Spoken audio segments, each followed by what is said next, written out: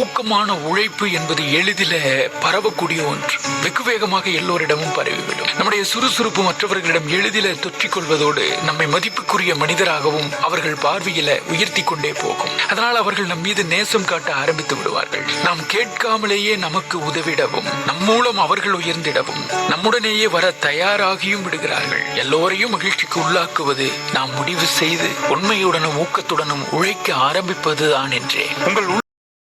திருவள்ளுவர் ஆண்டு 2057, பராபவ வருடம் ஆணி மாதம் 20ஆம் நாள், 2026ஆம் ஆண்டு ஜூலை மாதம் 4ஆம் தேதி சனிக்கிழமை. இன்று நல்ல நேரம் காலை 7:45 முதல் 8:45 வரை, மாலை 4:45 முதல் 5:45 வரை.